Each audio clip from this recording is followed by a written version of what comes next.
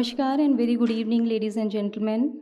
We warmly welcome you all to today's discussion in Samlap, the Discourse, presented by the Bharat Bodh Kendra, Habitat Library and Research Center, India Habitat Center. Today's panel discussion is on Shastrarth, based on the book Shastrarth in India, Methodology and Applications by Siddheshwar Shukla, senior journalist and author. He will be in conversation with Professor Himanshu Pandey Roy, Prasad Roy, Chairperson, Center for Political Studies at Jawaharlal Nehru University. We are honored to have with us our chief guest, Dr. Omji Upadhyay, Member Secretary, Indian Council of Historical Research. The session will be chaired by Professor Dr. K.G. Suresh, Director, India Habitat Center. We extend a very warm welcome to all our distinguished panelists and guests this evening. This is one of the many initiatives started by our director, Professor Dr. K.G. Suresh, to promote meaningful discussions on India's knowledge systems, culture, and heritage. To begin today's session on an auspicious note, I would like to recite a shloka, Vidya Dadati Vinayam, Vinayat Yatri Patratam, Patratvat Dhanmapnoti, Dhanat Dharmam Tatha Sukham. Knowledge gives humility, from humility comes worthiness, from worthiness one gains prosperity, from prosperity comes righteousness, and from righteousness flows happiness. To formally commence the session, I request our esteemed dignitaries, Dr. Omji Upadhyay, Professor Himanshu Prasad Roy, Shri Siddheshwar Shukla, and Professor Dr. K.G. Sureshji to kindly come forward for the lighting of the lamp and then join us on the dais.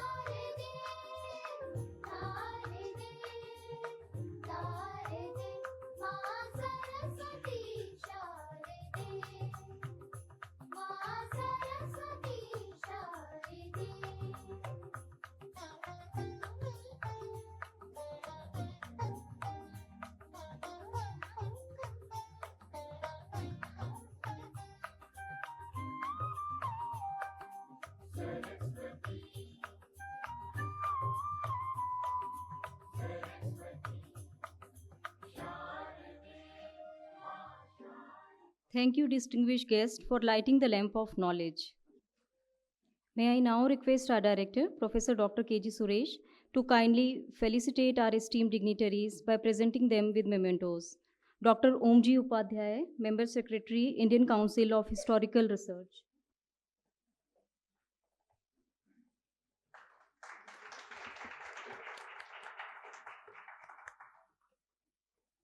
Professor Himanshu Prasad Roy, Chairperson, Center for Political Studies, Jawaharlal Nehru University.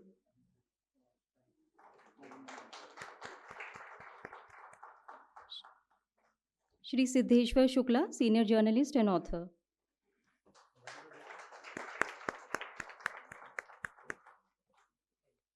Thank you, sir. Before we move to the main program, which I'm sure will be an insightful discussion, I would like to introduce the distinguished guest. On behalf of the ISC, I extend a very warm welcome to Dr. Omji Upadhyay. Dr. Omji has more than 23 years of experience in research, teaching, and academia administration. Dr. Omji co-authored, edited 6 books and 44 research papers and numerous articles published in renowned journals, newspapers, and magazines. His major published books Our Indian Culture and Heritage in South and Southeast Asia, Vijayam, Nath Panth or Bhakti Andolan, Agriculture and Agrarian Communities in the Indian subcontinent, Historical Perspectives, Bhakti, its cultural implications, and Bhartiya Rashtriyata, past to present. Presently, Dr. Omji Upadhyay is serving as Director, Research and Administration, Member Secretary, Indian Council of Historical Research, an autonomous organization of the Ministry of Education, Government of India. We welcome you, sir. We also extend a very warm welcome to the Professor Himanshu Prasad Roy. Professor Himanshu Roy is professor and chairperson at the Center for Political Studies, Jawaharlal Nehru University, New Delhi. He has been a fellow at the Nehru Memorial Museum and Library and an Atal Fellow at the Prime Minister Museum and Library. He has authored and edited several books on Indian political thought, state politics, and colonial history. Some of them are PMO, the Prime Minister's Office, through the years, Social Thought in Indic Civilization, A History of Colonial India, and others. His research papers have been published in Indian Journal of Public Administration, Economic and Political Weekly, Frontier, Manthan, and in Indian Foundation Journal. We welcome you, sir.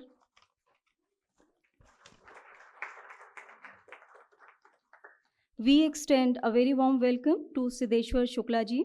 Siddheshwar Shukla is a Delhi NCR-based media professional with over 18 years of experience spanning journalism, communication, strategy, research, and academia. He has authored several of journalistic pieces and led multiple editorial and public relations teams, published research books, book chapters, and research papers with nationally and internationally reputed publishers such as Oxford University Press, Sage, Manohar Publisher, and distributors, and others. Mr. Shukla has delivered invited lectures at premier institutions including IIMC New Delhi. He has written books including Shastrarth in India, Methodology and Applications, Sindoor, Spirit Beyond the Battlefield, among others. We welcome you, sir. Now, I would like to warmly welcome our chair for today, Professor Dr. K.G. Suresh, Director, India Habitat Center. Professor Dr. K.G. Suresh is a distinguished media leader, journalist, and academician with over 3 decades of extensive and distinguished experience in journalism, academia, and media leadership. Professor Dr. K.G. Suresh has made significant contributions to media education and communication policy in India. He has served as the Vice Chancellor of Makhanlal Chaturvedi National University of Journalism and Communication, Bhopal, and as the Director General of the Indian Institute of Mass Communication, New Delhi, where he made transformational impact. He is recipient of Ganesh Sankar Vidyarthi Award by the Government of India for his outstanding contribution to journalism. We welcome you, sir. May I now invite our esteemed Director ISC, Professor Dr. K.G. Suresh, for the welcome address and take the proceedings further. Thank you, sir. Thank you, Sangeeta. A very good evening and namaskar to all of you. And I would just like to briefly, for those who are newcomers, our members are aware of it. Bharat Bodh Kendra is an initiative which we took last year. And the whole idea is that, as pointed out here, that the whole idea is to introduce our members, our readers, our viewers, the participants in our program to Indian civilization, culture, understanding of this in a much more deeper way. So we have one segment in the library which is there. This apart, we have started another segment, and that is Bhasha. So now books are available both in the original and in translated version in almost several Indian languages. So this is part of that. So you will find a lot of books related to Indian history, philosophy, culture, traditions. They are available in our library. But we decided to take it beyond the library because library very few people go. So how to reach out to larger segments? So one of the initiative was a study circle, monthly study circle with the Indian Council of Philosophical Research. So it's a IHC ICPR study circle. So only last week we had the renowned scholar Dr. Karan Singh, who addressed us on Vedanta today. So we organize several lectures under IHC ICPR, highlighting the different facets of Indian philosophy. The second initiative is Samlapa, or this current program, where we take up one aspect of Indian culture or civilization, and we try to go a little deep into it. For example, the first program we have had was on Odissi. Odissi, therapeutic and aesthetic. So watching Odissi as a dance and then understanding Odissi from different perspective, how do we go about it? Because I have always believed that we have hundreds of dance schools all over the country. We are training a lot of children in different art forms. But are we also grooming audiences? Because it is equally important that we have audiences also who have that taste for classical dances, classical music. So we need to groom them also. So it was with that idea. We had a workshop on Natya Shastra. We also had one on Kathak, led by Shobana Narayan. And this is the third in the series. We decided to have it on Shastrarth. And of course, this is a part of many of the initiatives that IHC has recently taken. Friends, let me come to the topic briefly. We all have heard and many of us have read Amartya Sen's Argumentative Indian. But then, is the argumentative Indian only into arguments? What is that basis of Indian becoming argumentative? And there lies Shastrarth. So, Shastrarth is not mere debate or argumentation. It is a sacred pursuit of truth through structured dialogue, guided by logic, that is tarka, evidence, pramana, and mutual respect, where the goal is not the victory over the opponent, but victory over ignorance. Now, when you are into an argument to win an argument, then the objective, so in India, our tradition was not to win an argument for the sake of it, but to win it for over ignorance. So you have the famous incident of Adi Shankaracharya and Mandana Mishra. That was a Shastrarth, wherein Shankaracharya even leaves and embodies a woman to understand that aspect when Mandana Mishra challenges him on that, his wife challenges him on that. And so that was the level of the pursuit of truth. So in an era marked by polarized discourse, echo chambers, and intellectual intolerance, revisiting the Indian methodology of Shastrarth becomes not only relevant, but urgently necessary for the health of our democracy and academia. It is my privilege here to welcome, Professor Himanshu Prasad Roy, Chairperson of the Center for Political Studies, Jawaharlal Nehru University, who will be, speaking with Siddheshwar Shukla. He is a senior journalist. Of course, it's a coincidence that over 2 decades back, he was also my student in mass communication.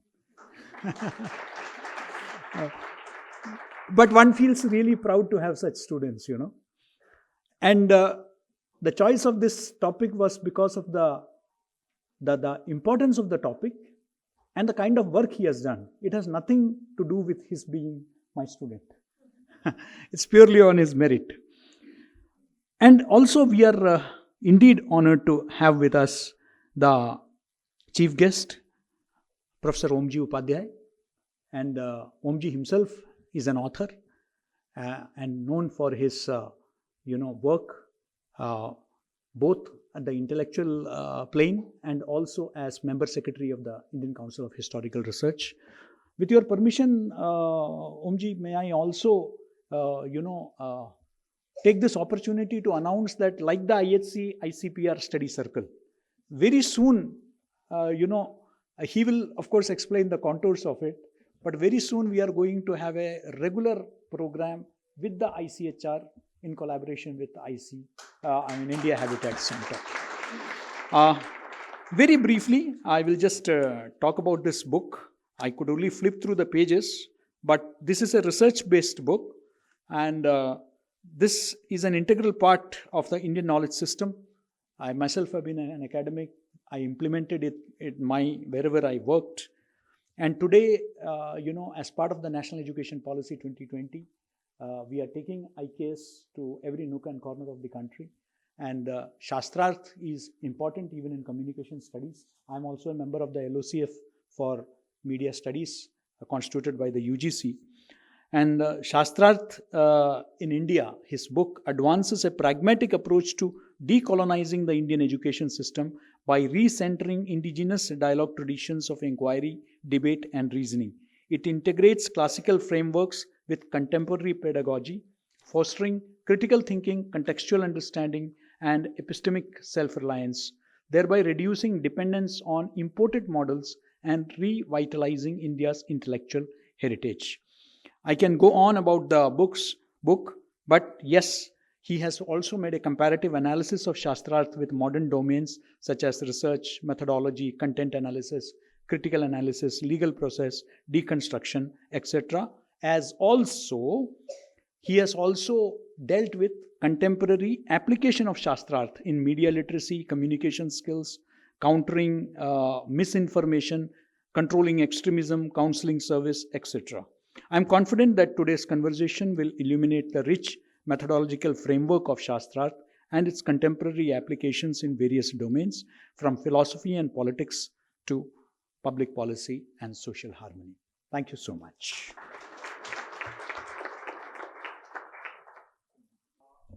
There is a request that though the book has been released earlier, for a photo opportunity, we will be standing up with the book.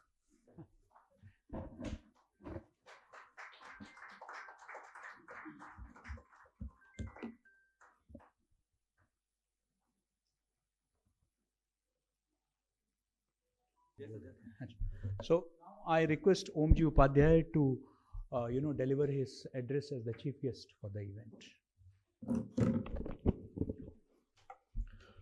माँ सरस्वती के चरणों में स्वयं को अर्पित करता हूँ।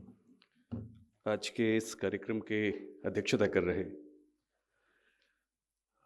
Media और mass communication के सशक्त हस्ताक्षर, जिन्होंने सिद्धेश्वर जी जैसे पता नहीं कितने ही विद्यार्थियों को सिद्ध किया है अपने जीवन के पिछले 3 दशकों में, ऐसे आदरणीय प्रोफेसर के.जी. सुरेश जी, 2 संस्थानों का रूपांतरण और तीसरे संस्थान पे भी काम कर रहे हैं, 2 संस्थानों का रूपांतरण कर चुके हैं। पॉलिटिकल साइंस के स्वनामधन्य विद्वान, हमेशा मेरे बड़े भाई की तरह से मुझे सहज सुलभ रहने वाले आदरणीय प्रोफेसर हिमांशु राय जी, सिद्धेश्वर जी पूरे, मैंने बाहर में मिला तो मैंने कहा कि आप पूरे उपस्थित हैं, क्योंकि उनके बिना ऐसा काम हो नहीं पाता। इस तरह का काम, तो आपकी कुछ तालियां उनके लिए जो इनकी सहधर्मिणी हैं, जो शक्ति स्वरूपा हैं, उनके लिए आपकी कुछ तालियां बज जाएं, जिन्होंने इस काम को संभव होने दिया। सिद्धेश्वर जी और आपकी शक्ति स्वरूपा, शिव और शक्ति दोनों। बहुत सारे चेहरे मेरे परिचित हैं, मैं नाम नहीं लूँगा, और बहुत सारे लोग शायद पहली बार मेरा संलाप संवाद होगा, ऐसे आप सभी देवतुल्य श्रोता। बेसिकली भारत की जो परंपरा है, हम मुंडे मुंडे मतिर्भिन्ना और वादे वादे जायते तत्वबोध से चलकर संगच्छध्वम संवदध्वम संभो मनांस जानतम तक आने वाले लोग हैं। और शस्त्रार्थ की जो पूरी परंपरा है, भारतीय इतिहास और संस्कृति के विद्यार्थी के रूप में जब मैं एक बार उसका अवलोकन करता हूँ, तो मुझे दिखाई देता है कि जिस तरह से यज्ञ और तप को महत्व दिया गया था, उसके बराबर शास्त्रार्थ की पूरी परंपरा को महत्व दिया गया। सत्यान्वेषण, सत्य की खोज, कहीं भी उसके कई सारे स्वरूप हैं। बहुत बढ़िया, मैं ये कहने भी वाला था कि पहले मुझे लगा कि शायद जो हम लोग 9वीं 10वीं में एक आप सबके प्रश्न पत्र में एक अनसीन पैसेज आता था, अपठित गद्यांश। तो मुझे लगा कि शायद अपठित गद्यांश वाली स्थिति होगी जब मुझे इस पुस्तक पे बात करनी होगी, लेकिन बड़ी कृपा की सिद्धेश्वर जी ने कि मुझे ये किताब भिजवा दी, और 2 दिनों के ब्रह्म मुहूर्त को, ब्रह्मकाल को मैंने यूज़ किया। लगभग पूरी पुस्तक देख गया, पढ़ना तो नहीं कहूँगा, लेकिन देख जरूर गया। और ये लगा कि बहुत दिन बाद एक इतनी अच्छी पुस्तक मुझे प्राप्त हुई है पढ़ने को, इतनी वेल रिसर्च्ड।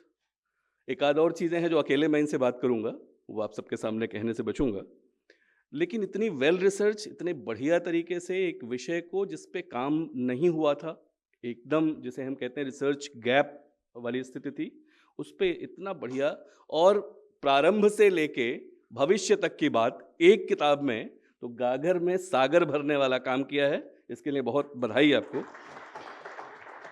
मैं शास्त्रार्थ की या इसके जो और आयाम हैं, 2-3 घटनाएं, 2-3 बातें आपके साथ साझा करूं, उसके बाद इन लोगों का कन्वर्सेशन होने देते हैं।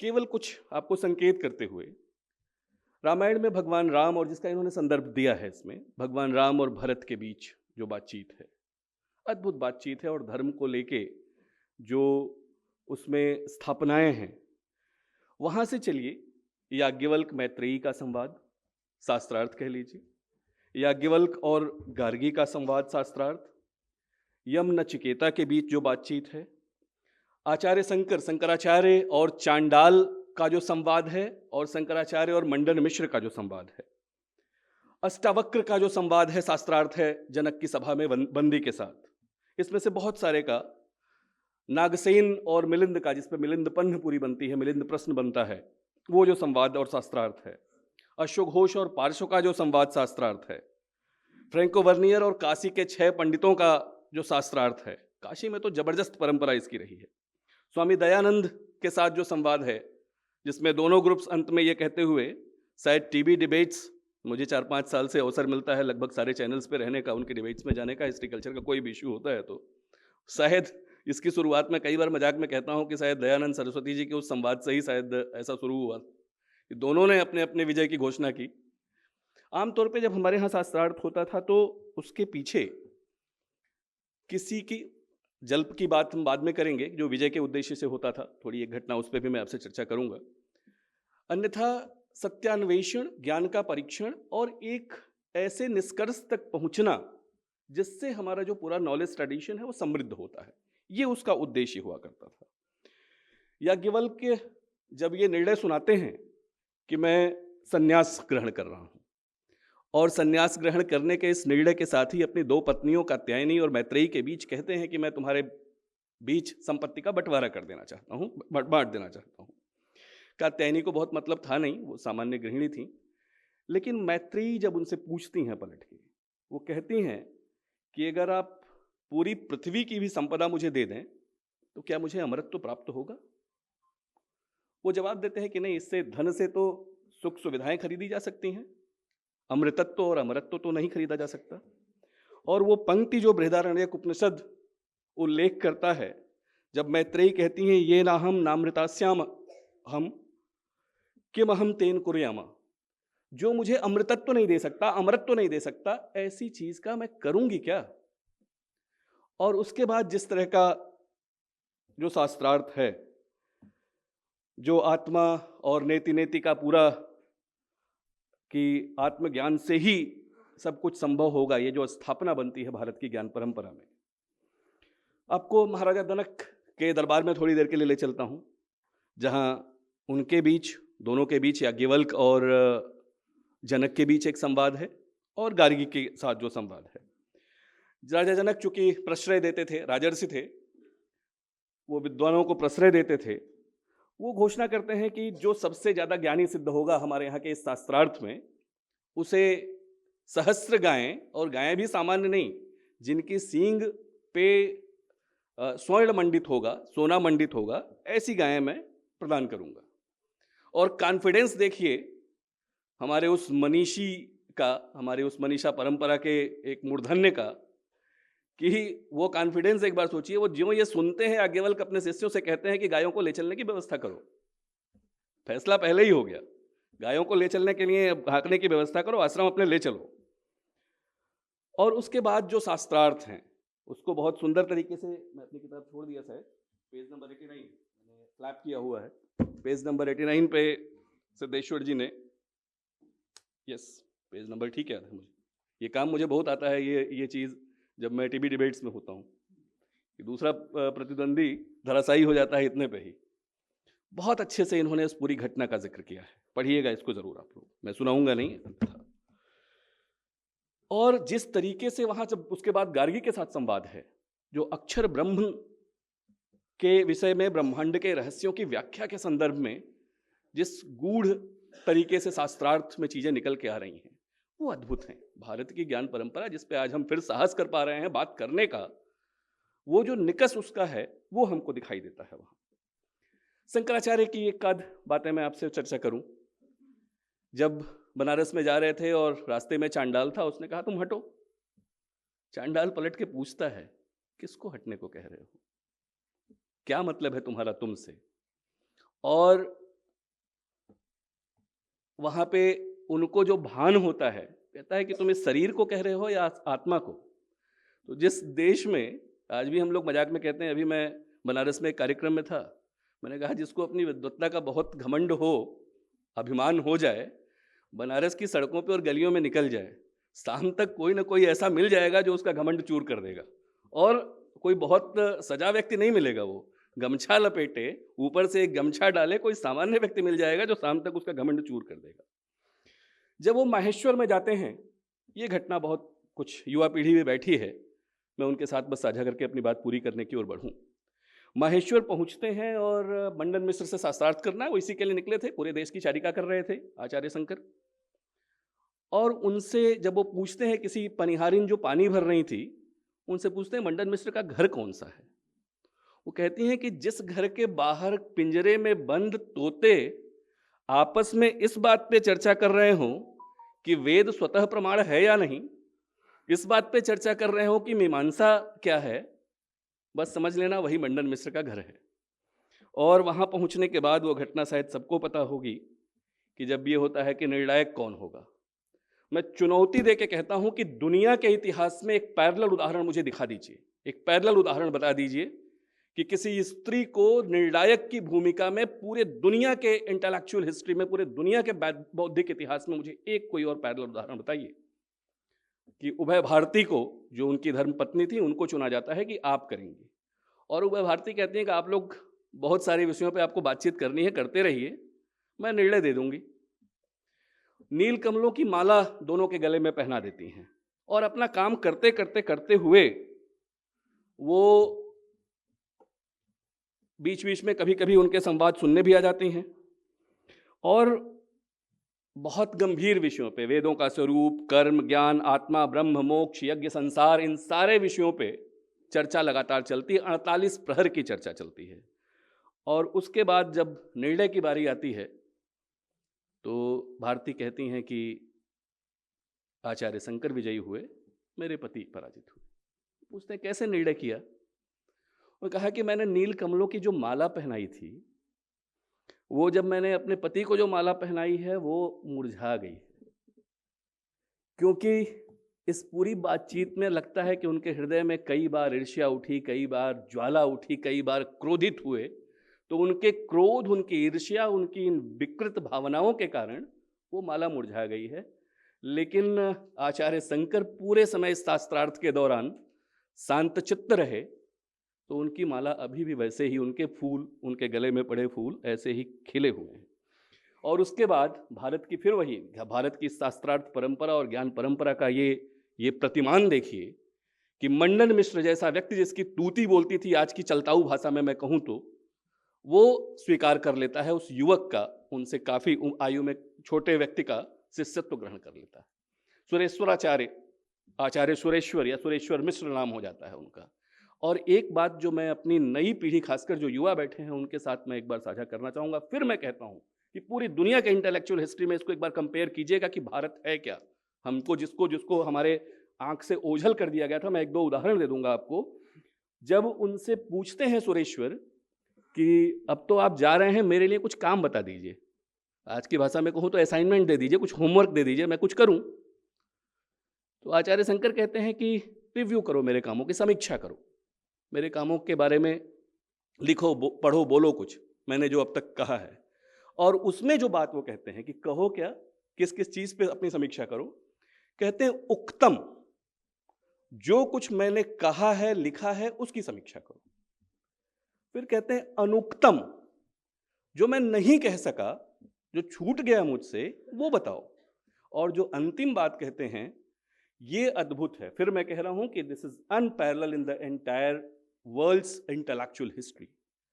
वो कहते हैं कि और बताओ दुरुक्तम, यानी जो कुछ मैंने गलत कह दिया, जो कुछ मैंने ऐसा कह दिया जो गलत है तुम्हारी दृष्टि से, वो भी, उसकी भी समीक्षा करो, वो भी बताओ। और फिर से एक बार देखिएगा आप लोग, मैं फिर डिटेल्स में नहीं जाऊंगा, अन्यथा मैं गैलीलियो, ब्रूनो और सर्वेंटिस की कहानी भी सुना देता हूं कि गैलीलियो को 7 साल नजरबंद रखा गया था। कहा क्या था उसने? केवल जो बिब्लिकल सिस्टम था उसके अगेंस्ट बात कह दी थी। इतना ही तो कहा था कि हेलियोसेंट्रिक है ये देश, ये दुनिया, ये विश्व ब्रह्मांड, और इसके लिए 7 साल किताबें उसकी 7 साल उसको नज़रबंद रखा गया, जेल में रखा गया। 200 साल से अधिक किताबें उसकी बैन की करके रखी गई। और 300 साढ़े 300 साल बाद पोप को अचानक 1992-93 में ध्यान आया, उसको ध्यान दिलाया गया, तो उसने 300 साढ़े 300 साल बाद माफी मांगी। ब्रूनो ने यही गलती की थी, उसको तो जला के मार डाला गया। ऐसे में एक बार अपनी परंपरा से इन परंपराओं की चर्चा, इन परंपराओं का कंपैरिजन कर लीजिएगा। एक अंतिम घटना बस बता के, ऋषि कहोड़ के जो पुत्र थे अष्टावक्र, जब वो जनक की सभा में पहुंचते हैं तो सब लोग उन पे हंसते हैं। उनको हंसता देख अष्टावक्र, जो 8 अंगों से जो वक्र थे, टेढ़े मेढ़े थे, वो भी हंसने लगते हैं। राजा जनक आश्चर्यचकित होकर पूछते हैं कि भाई ये लोग तो तुमको देख के हंस रहे हैं, तुम किस बात पे हंस रहे हो? और जो जवाब वो देते हैं, वो कहते हैं कि मैं देख रहा हूं, मैं इस बात पे हंस रहा हूं कि यहाँ जो बैठे हैं वो ज्ञानी नहीं हैं, वो चर्मकार हैं, वो चमड़े देखने वाले लोग हैं। वो पूछते हैं ऐसा क्यों, क्यों कह रहे हो ऐसा? तो वो जवाब देते हैं, कहते हैं कि जो केवल शरीर देखकर मूल्यांकन कर ले, वो आत्मज्ञानी कभी हो ही नहीं सकता। तो मुझे देखकर इस पे हंसी आ रही है। और उसके बाद अष्टावक्र का जो शास्त्रार्थ है, जो जल्प है, क्योंकि वो जीतने गए थे, उनके दरबार में जो बंदी थे, विद्वान बंदी एक चुनौती देते थे उस समय कि जो भी मुझसे शास्त्रार्थ में हारेगा उसको जल समाधि लेनी पड़ जाएगी। ऋषि कहोड़ को जल समाधि लेनी पड़ गई थी, जो उनके पिता थे अष्टावक्र के, शायद उसी का बदला चुकाने गए थे। लेकिन बालक, एक छोटा सा बालक, वो जिस तरह का शास्त्रार्थ करता है भारत की ज्ञान परंपरा में, वेद, ब्रह्म, आत्मा, धर्म, यज्ञ, तर्क, दर्शन पे जो वार्तालाप है, वो अद्भुत है। और अंततः जनक भी उनके शिष्य बन जाते हैं। मैं फिर से एक पंक्ति के साथ आपके सृजन को प्रणाम करते हुए, मेरे एक मित्र हैं, अच्छे कवि हैं, उन्होंने मुझे अर्पित किया था एक बार अपनी पंक्ति, बड़ी माकूल और बहुत सटीक लगती है मुझे, कि लिखा किया रह जाएगा, रहता नहीं शरीर, इसीलिए मरते नहीं तुलसी सूर कबीर। आपकी ये कृति बहुत समय तक इसी तरह से प्रकाशित करेगी लोगों को। इस शुभकामना के साथ मैं अपनी बात पूरी करता हूँ। बहुत बहुत धन्यवाद आप सभी को, बहुत धन्यवाद, thank you.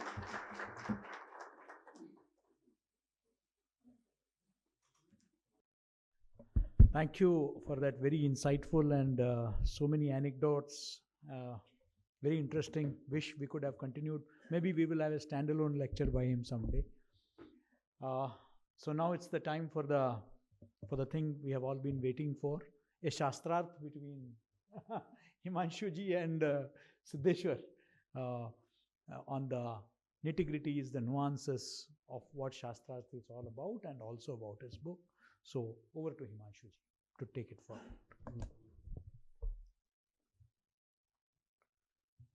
Professor K.J. Suresh, Director India Habitat, Dr. Romji Upadhyay, Member Secretary ICHR, Dr. Siddheshwar Shukla PhD हो जाएंगे, चल रहा है, colleagues, students and audiences, I have spread my what I have to say, इसलिए मैं वहाँ नहीं जा रहा हूँ। ये अपने आप में एक अच्छी यूनिक किताब है, और इस किताब में, ये मेरी किताब है, ये भी मनोहर से अभी कुछ ही दिन पहले आई है, करीब करीब साथ ही ये दोनों किताब आई है। इस किताब में इनका एक चैप्टर होना था इसी शास्त्रार्थ के ऊपर में, तो मैंने इनको कहा था, इनवाइट किया था कि आप एक चैप्टर कंट्रीब्यूट करें, तो इन्होंने कहा था कि वो conflict of interest, intellectual property right, और फिर वो काम कर रहे थे। तो हमने कहा ठीक है, वो ज़्यादा अच्छा होगा क्योंकि ज़्यादा कॉम्प्रिहेंसिव डिटेल होगा। तो उसमें मेरा लॉस है कि इस किताब में इनका ये चैप्टर शास्त्रार्थ का नहीं आ सका। अभी हाल फिलहाल ही इस किताब को JNU के अंदर में लॉन्च किया गया था। 15-20 मिनट में few bullet points just I will share. शास्त्रार्थ एक तो शाब्दिक अर्थ हम सभी जानते हैं, और इसमें दे भी रखा है, I was going through meaning, textual meaning, जो किताब का टेक्स्ट का मतलब होता है उसका अर्थ। बट मैं इस पे नहीं जा रहा हूँ, जो भारत की ज्ञान परंपरा है और जो जीवंत परंपरा है और एवरीडे जीवन की शैली है, उस पे जा रहा हूँ। फॉर्मल और इनफॉर्मल दोनों स्तर पे हर दिन हर समय हम शास्त्रार्थ करते हैं। अभी जब हम चाय पी रहे थे तो विश्व हिंदू परिषद के 2 व्यक्ति हमें टेक्सचुअल सोर्सेज के आधार पे बता रहे थे कि क्या बाउंड्री लाइन डेवलप कर रहा है नैरेटिव्स का भारत की ज्ञान परंपरा में। पहला जो, और मैं वो चीज़ें डिस्कस करना चाहूँगा जो इंटरनेट पे या चैट GPT पे नहीं है। तो पहला, जो ये शास्त्रार्थ का ये मतलब नहीं है डोमिनेंस या हेजेमनी। हमारा मतलब नहीं होता है दूसरे को ध्वस्त कर देना, ये हमारा ईगो बोल रहा होता है। हम ध्वस्त नहीं करते हैं, ये हमारी परंपरा नहीं है। हम दूसरे को अपने तर्क से परसुएड करते हैं, कन्विंस करते हैं कि आप नई उभरती सच्चाई को देखें। ये डोमिनेंस एंड हेजेमनी, ये वेस्ट के कॉन्सेप्ट्स हैं। वो इसलिए थे क्योंकि वहाँ स्लेव सोसाइटी थी, वहाँ सर्व सोसाइटी थी, वहाँ पे पूंजी का वर्चस्व था। तो उस हिसाब से वो पूरी संस्कृति डेवलप की है, पनपी है, जिसे हम ग्रीक डेमोक्रेसी कहते थे, और जो हमें पूरा पढ़ाया गया कॉलोनियल टाइम्स में। क्योंकि जो एक थीम पे मैं काम कर रहा हूँ, decolonising the caste and the gender, जो फ्यूचर के ऊपर में, वो किताब के ऊपर में चैप्टर्स हम अलग अलग ऑल ओवर इंडिया से, वो लंबा करीब 5-7-8 साल का प्रोजेक्ट पे चल रहा है कुछ। उस पे भी आऊँगा, कुछ आपको आंकड़े बताऊँगा कि वो जहाँ पे ये डिस्कशन शास्त्रार्थ करने चाहिए थे वहाँ पे वो नहीं किए जा रहे हैं, और जहाँ नहीं होने थे वो किए जा रहे थे, जहाँ जानबूझ के डिफ्लेक्ट करने के लिए ध्यान को। तो पहला ये है कि it's the objective is not to eliminate someone. हम पॉइंट स्कोर नहीं करना होता है, ये डोमिनेंस और वो हेजेमनिक नहीं है। हमारा इरादा किसी को हार्म करने का नहीं होता है।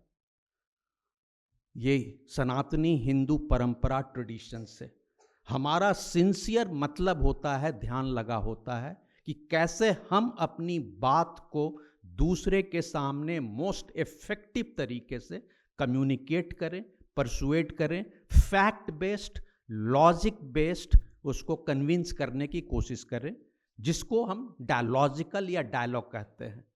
और मैं अभी जब किताब खोल के देखा, ये पहली दफ़े देख रहा हूँ, तो उसमें ये शब्द आ रहे हैं आपके, डायलॉजिकल और वो सारे आ रहे हैं। तो लगता है कि we are on the same page, and we have been on the same page for decades, क्योंकि इनके करीब 2-3 चैप्टर्स जो हमारी किताब है उसमें हैं सिद्धेश्वर जी के। तो एक पॉइंट्स ये हुआ जो परसुएसिव डायलॉजिकल हो गया। जो दूसरा पॉइंट है और जो हमारी परंपरा में है, इट्स डेमोक्रेटिक, ये लोकतांत्रिक परंपरा है, ये ताकत की परंपरा नहीं है, ये एसेंशियल कंपोनेंट है, ये एडॉप्टिव है। हम एडॉप्ट करते हैं, नई उभरती परिस्थिति के हिसाब अपने आप को ढालते हैं, एविडेंस लाते हैं, रिसर्च करते हैं, तब तर्क करते हैं। कुतर्क उसमें नहीं होता है। कुतर्क तब होता है जब आप डोमिनेंस का इंटेंट या नियत होता है। हम अरिस्टोटल को यहां साइट करते हैं।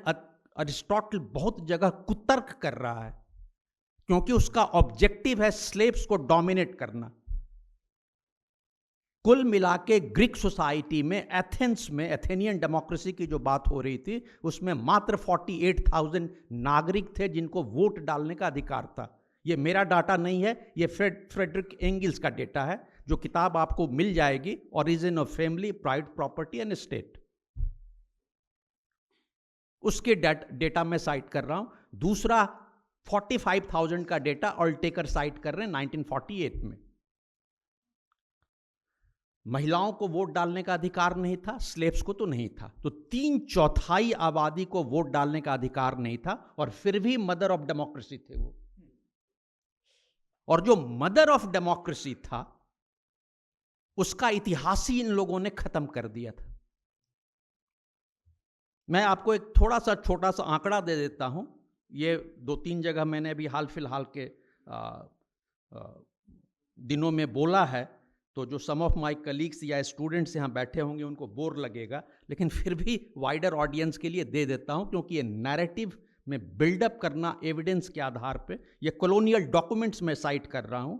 1835, 1836, 1838 का है ये, और ये सेक्रेटेरिएट प्रेस कैलकाटा 1868 में पब्लिश हुआ था। ये वर्नाकुलर एडुकेशन के नाम से हुआ था, एडम्स रिपोर्ट कहलाता है, indigenous schools in Bengal presidency. उसके मैं आंकड़े दे देता हूं। जो एलिमेंट्री स्कूल्स गांव में पढ़ाए जाते थे, उसमें जो टीचर्स की जातियां थीं, जो जाति के बारे में ये शास्त्रार्थ करके जो हमें हराने की कोशिश की गई है, और जहां राजा राम मोहन रॉय को फाइट करना चाहिए था, उस पर भी आएंगे कि वो कहां जा रहे थे। ये ब्रिटिश के आंकड़े हैं। मैं उस टीचर्स की जातियां बता दे रहा हूं। तेली, तांती, कुर्मी, माली, बनिया, सोनार, कायस्थ, ब्राह्मण, वैद्य, क्षत्रिय, ये जातियां हैं। सुनरी, चंडाल, पासी, ये उनके द्वारा एनुमरेट जातियां हैं। हमें क्या इतिहास में पढ़ाया गया था, और अभी तक वही चला रहा है, including in NCERT text books. 11th का जो एनसीईआरटी का टेक्स्ट बुक्स है पॉलिटिकल थियरी, वो इंडियन पॉलिटिकल थॉट या पॉलिटिकल थियरी नहीं है, वो टोटल वेस्टर्न पॉलिटिकल थियरी है एनसीईआरटी का, जो 2006-7 में लिखा गया था, जिसके सुहास पलसीकर थे या योगेंद्र यादव थे चीफ एडवाइजर। उसमें फ्रेंच मॉडल ऑफ सेकुलरिज्म की चर्चा हो रही है, भारतीय मॉडल की सेकुलरिज्म की चर्चा नहीं हो रही। ये जाति जो है स्कूल के अंदर में, ये टीचर्स के हैं, और जो लड़कों की संख्या, उनकी जाति बता देता हूं। जो लड़के वहां पढ़ने जाते थे, सरकार, वो जो गांव का स्कूल था, फ्री स्कूल था, यूनिवर्सल था, और कंपल्सरी सॉर्ट ऑफ था। 6 साल के बाद बच्चे पढ़ने जाते थे। उनकी जातियां बता देता हूं। डोम, चंडाल, धोबी, मोची, कहार, कायस्थ, ब्राह्मण, क्षत्रिय, राजपूत, अगूरी, तांती, तेली, ये जो प्रोफेशंस होते थे गांव के अंदर, ये इनके बच्चे जाते थे पढ़ने। तो ये शिक्षक थे, जाति बता दी, और स्टूडेंट्स की जाति बता दी। ब्रिटिश के आने के समय तक ये हमारा गांव का वो universal compulsory free education system था। अब आपको थोड़ा सा बता देता हूं, जिसे कहा जाता था लैंड ऑफ सती, उसके उन्हीं के आंकड़े दे देता हूं ब्रिटिश हुकूमत के, और फिर आऊंगा थोड़ा शास्त्रार्थ कहाँ क्या होता है, क्योंकि ये बहुत इंपॉर्टेंट पहलू है। Many times in ordinary masses वो डोमिनेंस जो आता है ना, घमंड जिसकी चर्चा हो रही थी, तो वहां से कुतर्क भी जन्म लेता है। कलकत्ता डिवीजन में 1815 से 1830 के बीच में, ब्रिटिश के आंकड़े हैं, 625 सती हुए थे। ज्यादातर क्योंकि वहां पे जो लैंड होल्डिंग पैटर्न्स था वो दया भाग था, जिसमें औरतों की भी हिस्सेदारी होती थी, जो स्टेट्स होते थे। महिलाओं को हिस्सा न मिले इसलिए उनके परिवार वाले उन्हें सती के नाम पे सती कर देते थे और उनकी संपत्ति हड़प लेते थे। ये हिस्से की भागीदारी जमीन की महिलाओं को हकीकत में राइट्स उनका पहले भी था, ये कोई नई परंपरा नहीं थी। 625 सती हुए थे कलकत्ता डिवीजन में।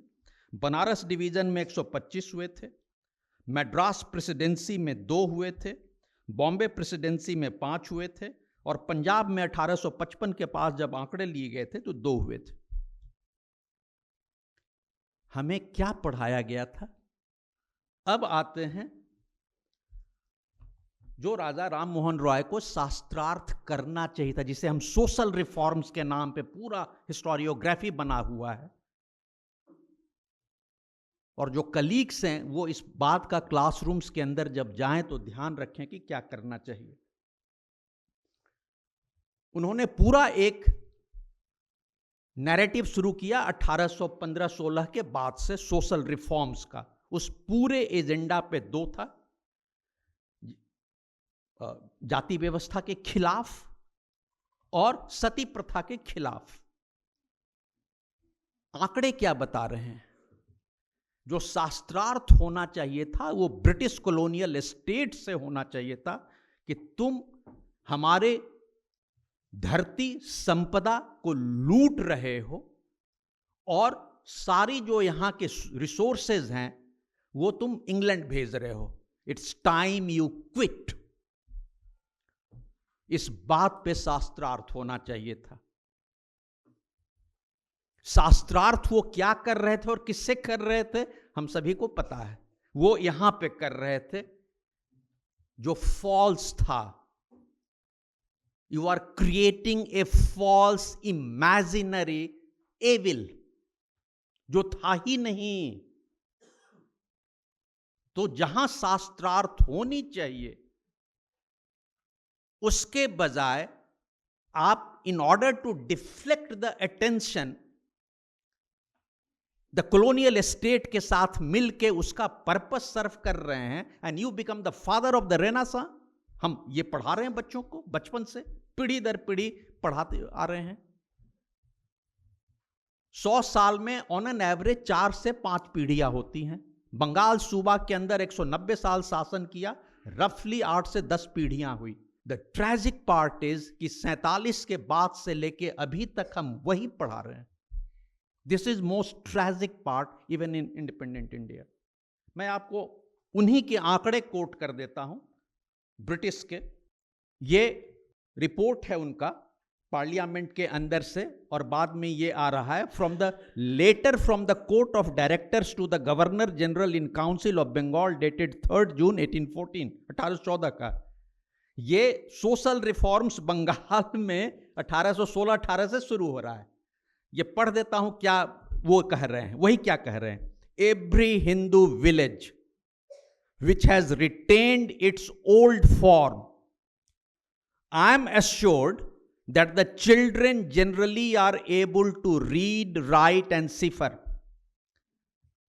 ये वो कह रहा है, और दूसरा खुद कॉन्फेस कर रहा है, but where we have swept away the village system as in Bengal, there the village school has also disappeared. तो जहां लड़ाई कॉलोनियल स्टेट के खिलाफ उन्हें शास्त्रार्थ करना चाहिए था, उसके बजाय वो खुद उस तोप का मुंह अपने घर पे अपनी आबादी के खिलाफ कर रहे हैं। ये शास्त्रार्थ नहीं है, ये कुतर्क है। And many times in colonial period we have wasted our energy इस तरह के चीजों पे। One of the important components of shastrarth का जो हुआ है और जो होना चाहिए अनफॉर्चुनेटली मेनी टाइम्स निगेटिव हो गया है कॉलोनियल स्टेट के टाइम पे, जिसे हम एडॉप्टिव कहते हैं। One of the character of शास्त्रार्थ, एडॉप्टिव इसलिए जरूरी होता है, चेहरा देख के नहीं, पोस्ट देख के नहीं, ज्ञान के आधार पे, तर्क के आधार पे, एविडेंसेस के आधार पे, क्योंकि जो नया इमर्जिंग सिचुएशन होता है वो शास्त्रार्थ में रिफ्लेक्ट होना चाहिए। Indian society has been the most dynamic society in the world. 23.5% of the global GDP अकेले भारत होल्ड करता था। मेडिसन के जो आंकड़े हैं, 10 साल का जो रिसर्च है, इकोनॉमिस्ट हैं, एक ग्रुप ऑफ 10 इकोनॉमिस्ट जिन्होंने रिसर्च करके वो किए थे, उसमें यह था कि 1765 में 23.5% और बंगाल वॉज द रिचेस्ट सूबा। जब बोर हो जाएंगे तो बता दीजिएगा, मैं इंस्टेंट रुक जाऊंगा, टाइम सर लैप्स हो जाएगा, बता दीजिएगा। तो ये एक जो परंपरा है एडॉप्टिव शास्त्रार्थ, यानी कि it must reflect the emergent situation, और दूसरा कि it must be open to the new ideas. जो ओम जी ने सारी चर्चा की अभी परंपरा की, वो बहुत एक सेलेक्टेड, टाइम कम होता है तो आदमी वो सेलेक्टेड और जो कॉमन होता है उसकी चर्चा करते हैं, बट ये हर सब रीजन्स में, हर गांव के अंदर में ये एक जीवंत परंपरा थी। बनारस में तो हमने देखा है, अभी भी जीवंत है वो। कैसे और किस तरीके से होता है, घाट पे बैठ के वहां पे एक particular day, if I remember correctly, बुधवार के दिन शाम के 4-5 बजे के बाद वहां पे सनसेट के साथ करीब 1 घंटा पहले 2 पक्ष बैठते हैं। पहला पक्ष अपना पक्ष रखता है, पॉइंट्स, वेरी कूल माइंड, जो आप बता रहे थे कि वो बिना मन साफ के अपना एक आर्गुमेंट रखा। दूसरा पक्ष उसको अपना आर्गुमेंट्स रखता है। ऑब्जेक्टिव उसके पीछे जो नियत इंटेंट होती है कि to arrive at the truth, ये कंसेंसुअल होता है, आम सहमति होती है, क्योंकि उसके पीछे नियत ये होती है कि सच्चाई जानी जाए। This is not the age of, वहां पे पोस्ट ट्रूथ प्रूव नहीं करना होता है, वहां पे ट्रूथ को इमर्ज या लाना होता है।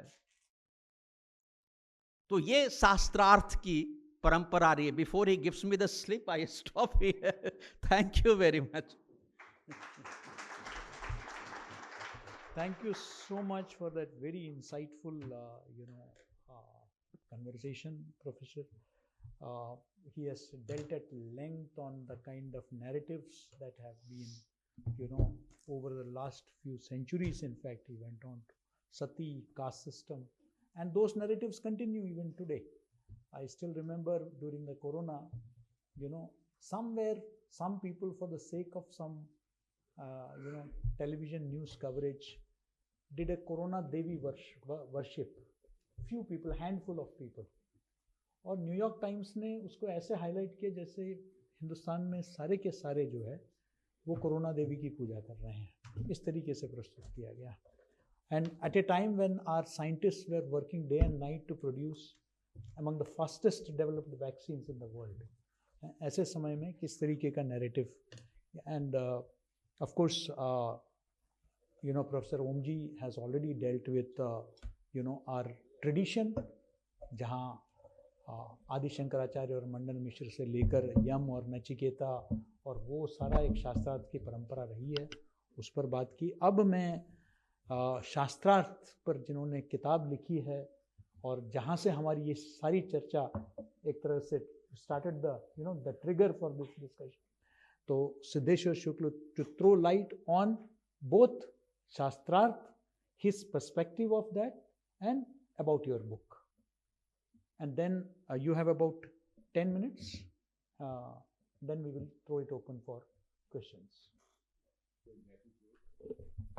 Hello.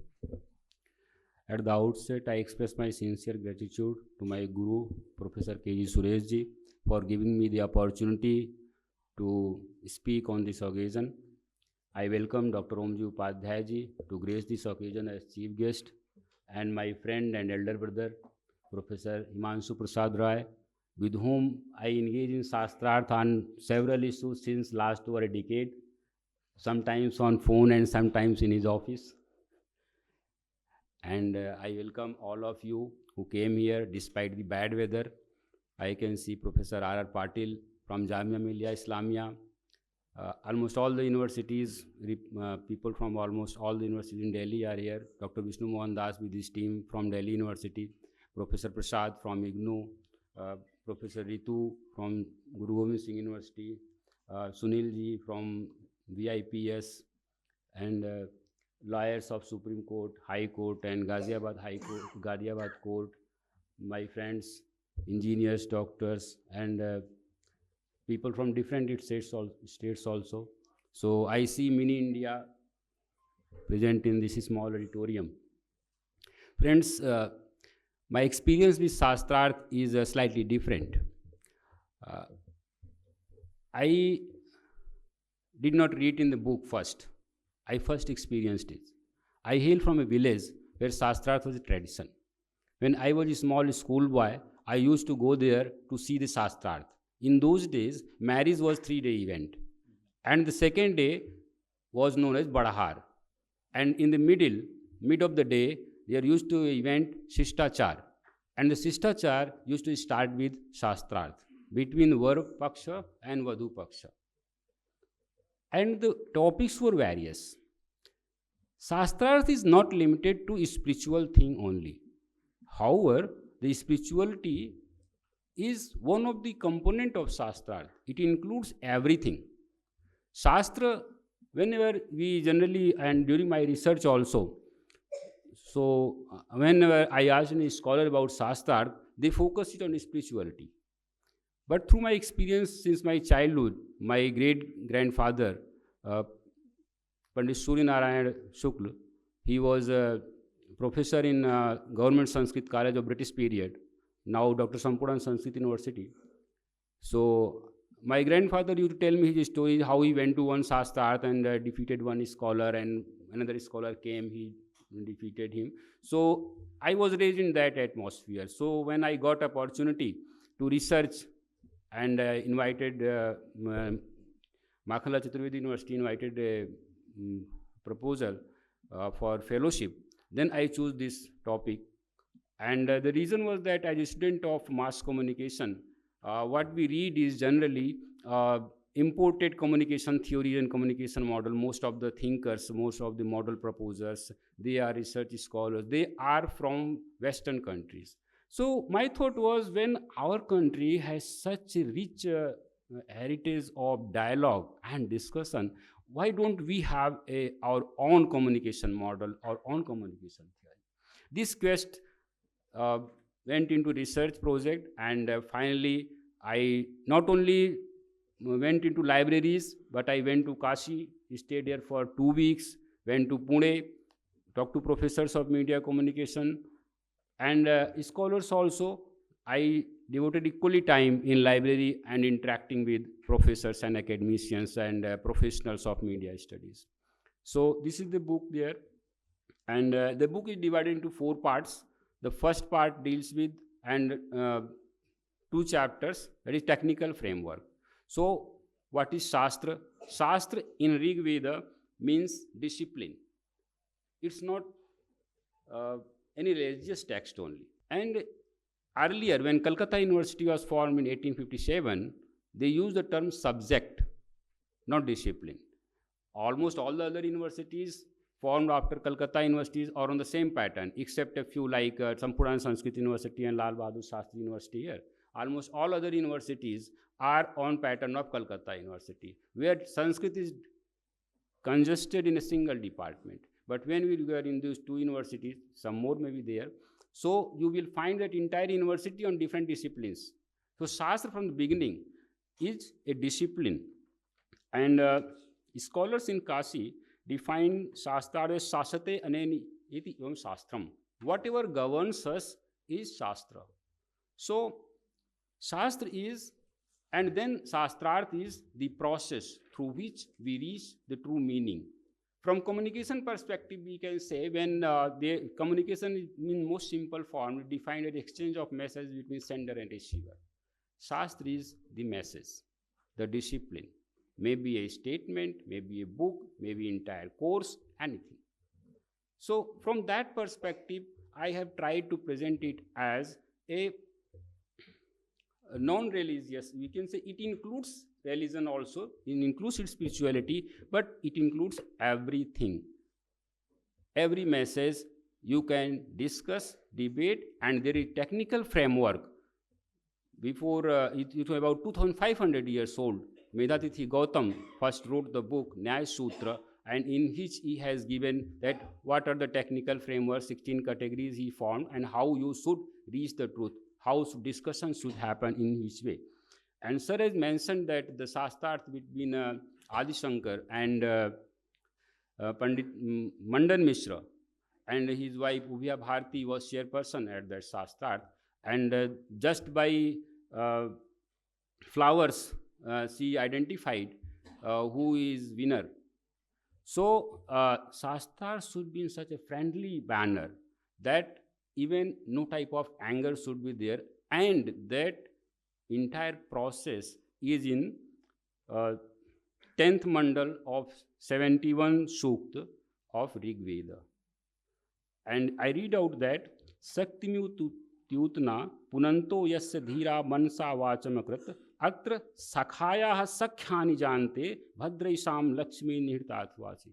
Please focus on the word Atra Sakhaya Sakhyani Jante. Just like a friend enters in discourse with another friend. So that comes from there. In seed form, entire process is described in Rig Veda. Then when there was some confusion, then it's academic development from Rig Veda till modernity.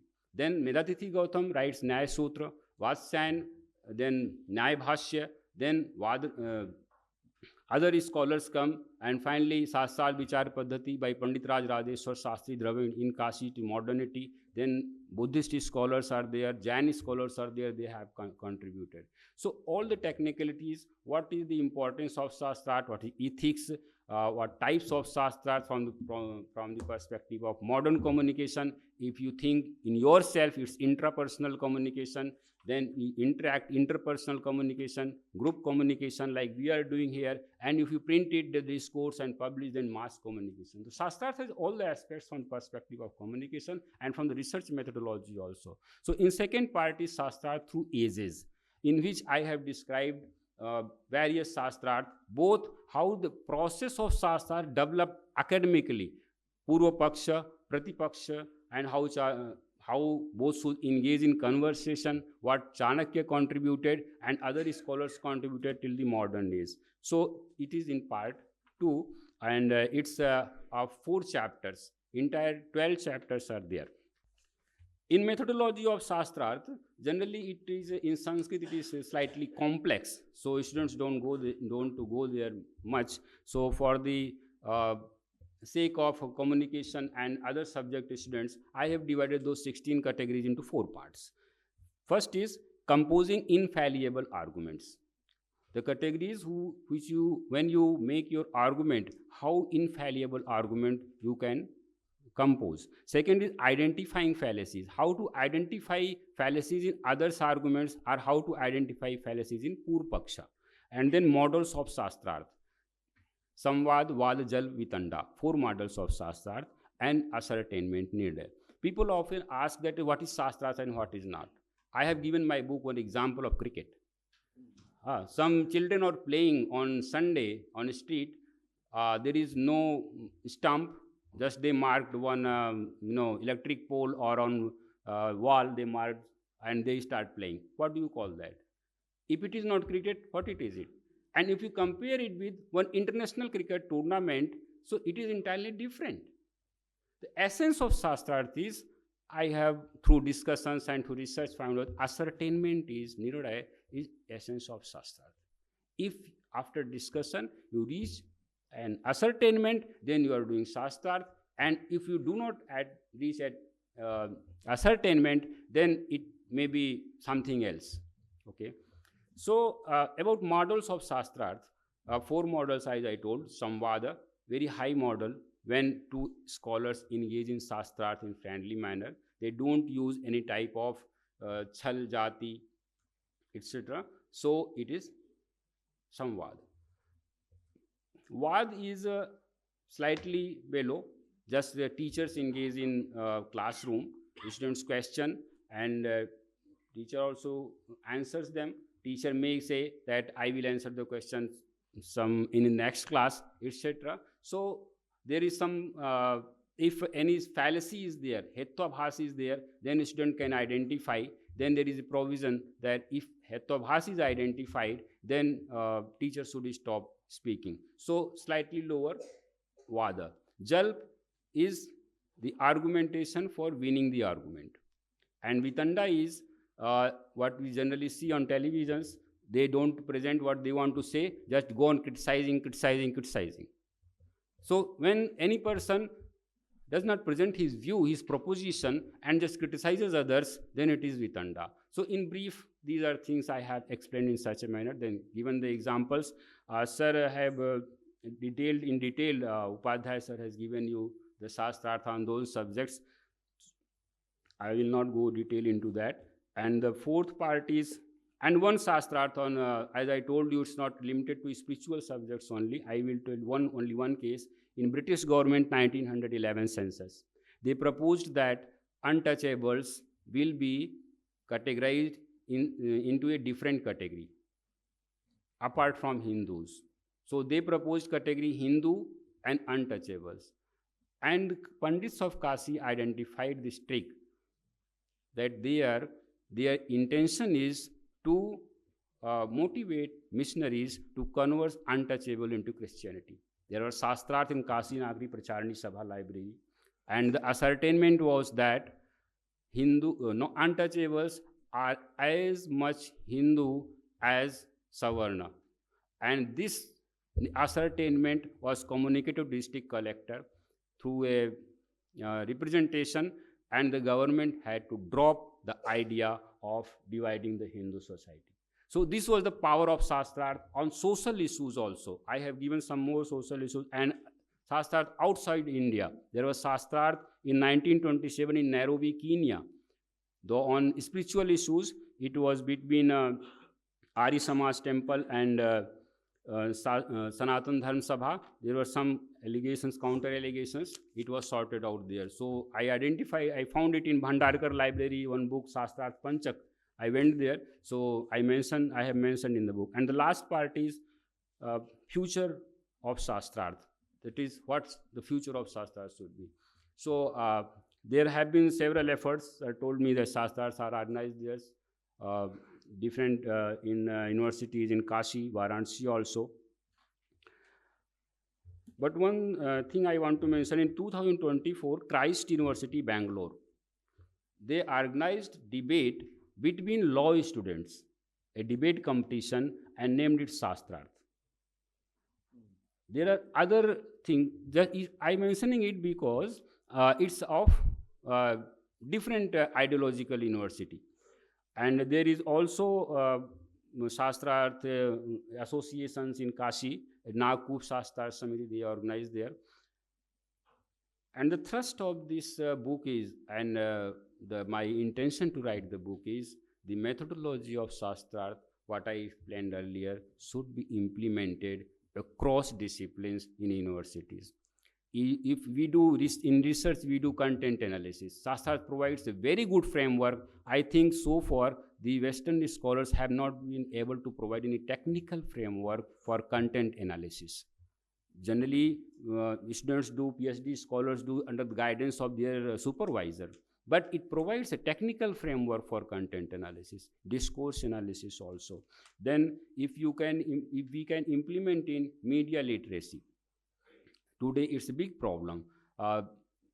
Digital addiction is a huge issue.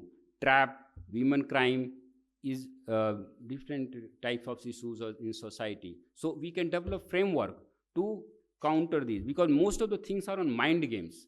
Till it is mind game, we can protect it. And when it is force, it becomes difficult. But it is mind game. It is social media or in direct conversation. If if students are well versed in Shastra, they will develop critical thinking, and that critical thinking will enable them to identify what is right and what is wrong, what is true and what is false. Accordingly, they can act. And in knowledge competitions also, Vajineshu word is mentioned in Rig Veda for knowledge competitions, media literacy, social service, and also to on social media to deal misinformation, disinformation, social counseling, psychological counseling, all those things.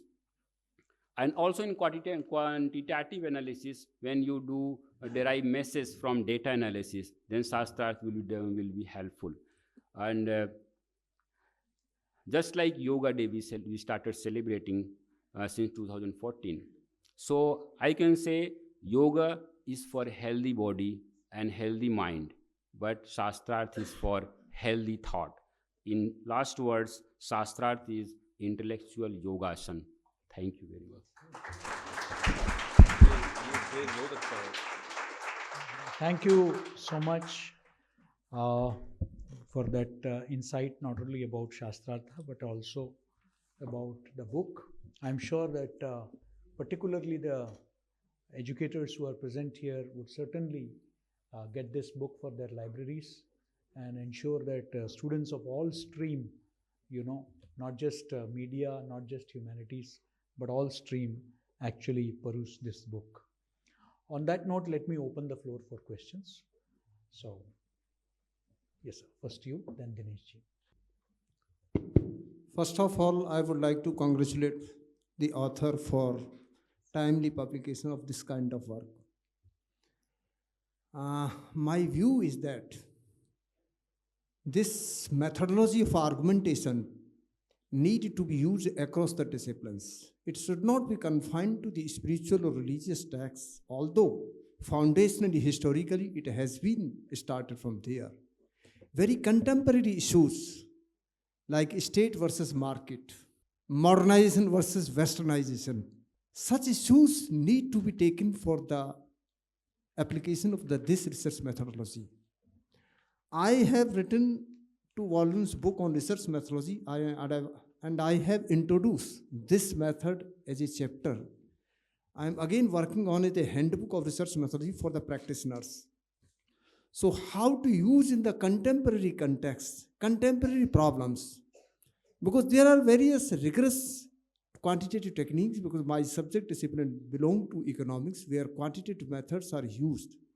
That is a technique only, but that need to be used in the framework of argumentation method. Evidences we have to give by using the quantitative methods as well as qualitative methods, but broad framework should be argumentative. Then only we can correctly respond to our opponents, because there are 2 parties here, proponent and opponent. So as rightly told by the Professor Rao and others, that ours is not purpose to demolish somebody else. Our debate basically leads to find out the truth. So now onus response, again, this work need to be extended, how to use it in the contemporary context by using the basic framework of the argumentative method. Simply confining it to the content analysis or journalism or some social issues will not serve the purpose. You have to give certain illustrations by using the different disciplines, and this need to be brought into the main methodological framework. Generally, argumentation method is confined either to the philosophical debate or some philosophical things, and people do not know it. So, how to bring it into the main discourse of conducting the research is the great challenge. Once this comes, we will be able to respond effectively to the not only the leftist people or the westernization, because several false have been proved truth by ignoring this methodology. So how to use it in the contemporary context is the great challenge, and I think your work will be a further milestone for introducing this Thank methodology. you. Thank you so much. I think Siddheshwar has referred to certain experiments in Kenya also, abroad also in this regard, you know. So over to Dinesh ji for, that was a very apt observation. Yes. Dinesh ji. I'm Dinesh Sharma. Dr. Suresh, I want to make 2 points, and this relates to Professor Roy. One, there is a tendency to condemn the Western thought, Western philosophers. I find a lot of Western philosophers appreciating the Indian Shastra tradition.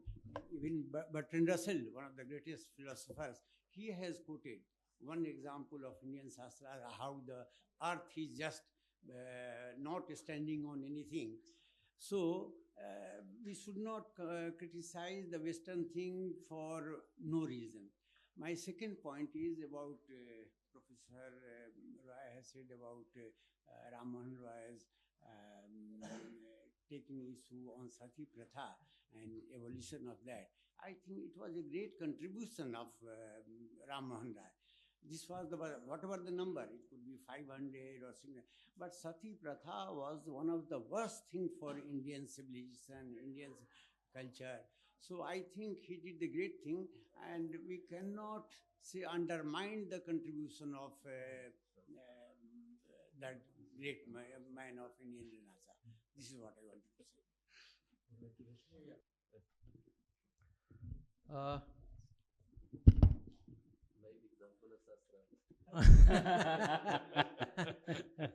I'll try to persuade him through presenting the evidences and the logic to see what I intend to present as the emerging facts.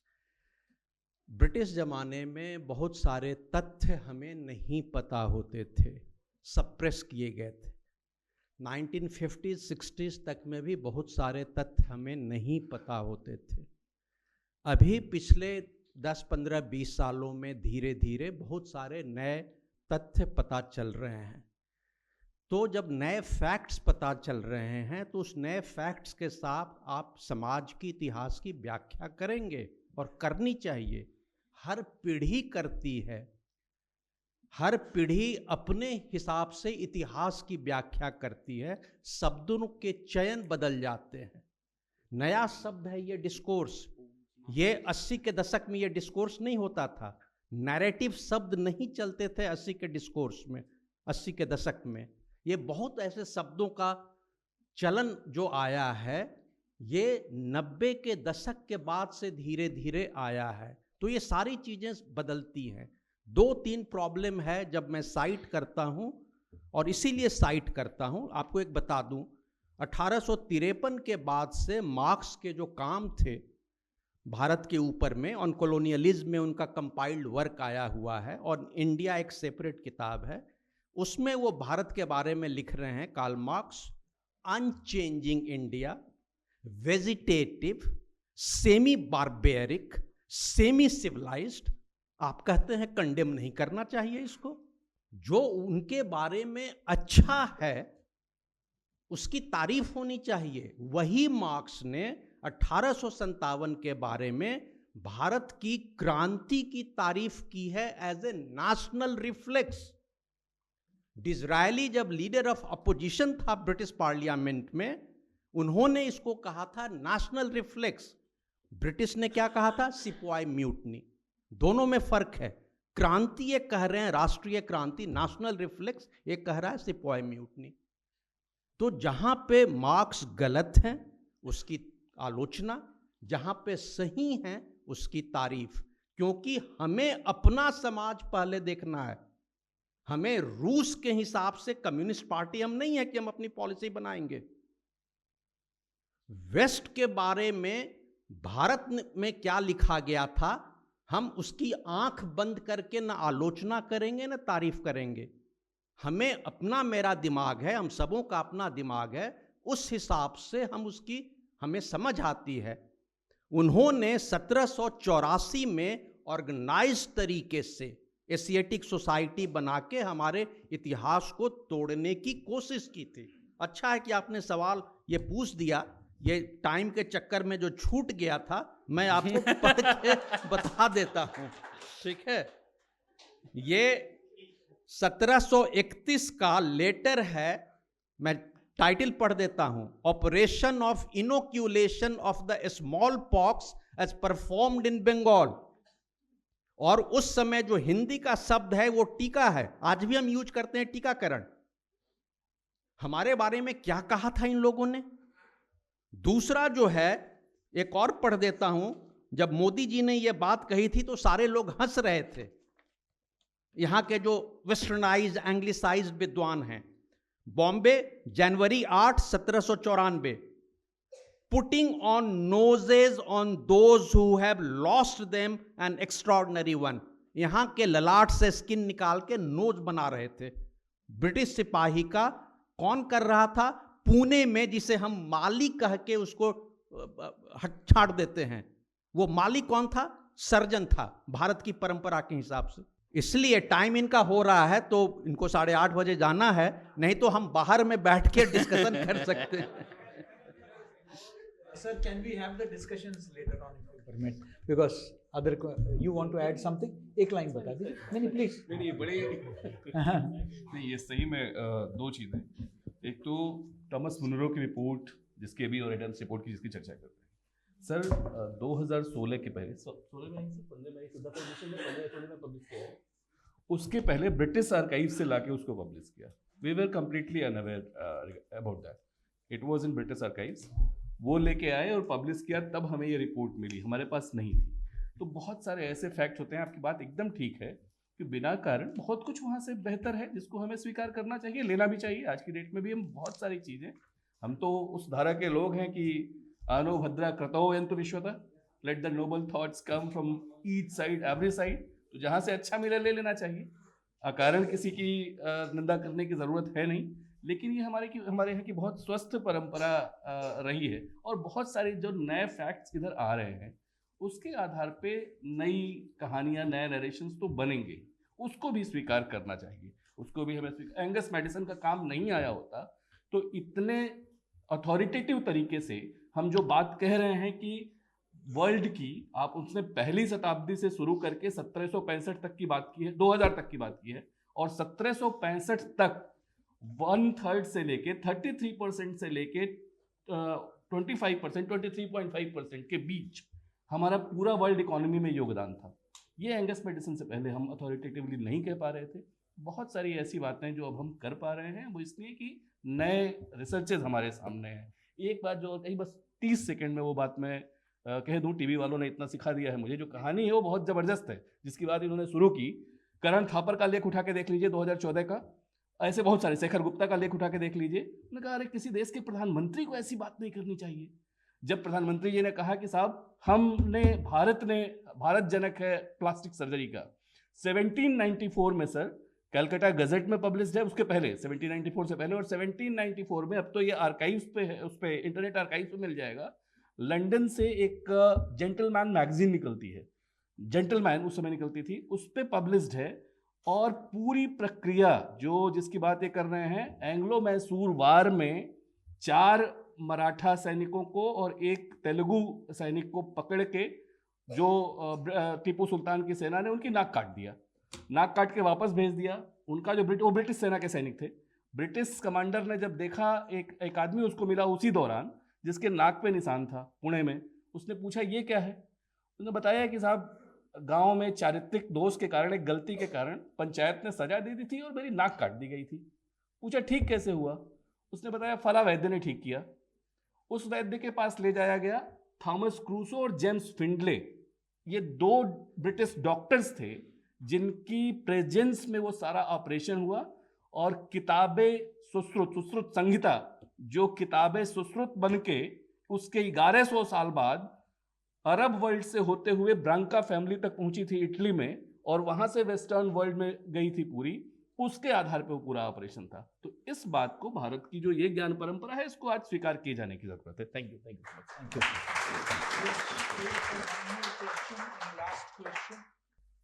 You. हम लोग लोग बात कर रहे हैं मतलब 25% GDP का part था ऐसा, बट सर हम प्री इंडस्ट्रियल स्टेजेस की बात कर रहे हैं, तब अगेरियन इकोनॉमी थी, there was no industrial revolution and the GDP was directly proportional to the population. So we also had 25% population of the world, and that's why we had 25% GDP. It was not that our productivity was higher than the rest of the world. My humble submission. Angus medicine के काम को उसको एक बार देखिए, पढ़िए। वैसे एक चीज़ और बहुत अच्छी है, मैं एक चीज़ और कहना चाहता था, एक लाइन में वही बोल दूं कि हमारी परंपरा में एक बात और है कि हमारे यहाँ सबसे अच्छा विद्यार्थी किसको माना जाता था? कोई बताएगा आप में से? वो जो सबसे अच्छे प्रश्न करता था, वो नहीं जो सबसे अच्छे नंबर पाता था, वो नहीं जो सबसे अच्छे उत्तर लिखता था। हमारे यहाँ सबसे अच्छा विद्यार्थी उसको माना जाता था हमारी परंपरा में जो सबसे अच्छे प्रश्न करता था, क्योंकि अर्जुन ने बहुत अच्छे प्रश्न नहीं किए होते तो भगवत गीता इस रूप में नहीं आई होती। और हमारी तो पूरी परंपरा उन प्रश्नोत्तर के रूप में ही है, प्रश्न करते थे और उसके उत्तर के रूप में है। लेकिन एंगस मैडिसन ने बहुत क्लियरली, ठीक है आप उसके पॉपुलेशन के हिसाब से एनालाइज कर सकते हैं, लेकिन बहुत क्लियरली, इवन हटिंगटन्स की लाइन पढ़िए, clash of civilisation, if I remember correctly the page numbers, it is page 82 and 83। Clash of civilisations में बहुत क्लियरली लिखता है कि हम किस किस तरीके से भारत ने इकोनॉमी में और बाकी पूरी नॉलेज ट्रेडिशन में कंट्रीब्यूट किया है। और वो भी यही लिखता है कि इंडिया एंड चाइना 1/3 से 1/4 इकोनॉमी हुआ करते थे पूरे दुनिया के। बाकी उसको एनालाइज इस रूप में किया जा सकता है, एक नया आयाम या नया डायमेंशन ये भी है। So we will have a Shastrarth on that too. So thank you. We have already overshot the time, but the key takeaways, I think that is that in the process of decolonization, I think rather than imposition, it would be Shastrarth that would be perhaps the most powerful and effective tool. And I mean, it was suggested here from the audience also that, there should be debates not just confined to spiritual texts, but also contemporary issues. So in this regard, in my foreword to the book, I had only recommended that media students and scholars should read it. I would recommend strongly that all our parliamentarians, our legislators, and of course our television anchors also read this book. It's very important for them. Last but not the least, so far we have been saying that, that the ordinary people discuss events, or people. Ordinary people discuss people. The intelligent people discuss issues, and the intellectual people discuss ideas. I would add on to that by saying that knowledgeable people do Shastrarth. On that note, thank you everyone, each one of you, all the esteemed panelists for sparing their valuable time for this very important conversation. Let's hope that this Shastrarth is revived and it becomes a very healthy tradition in our country. Thank you so much.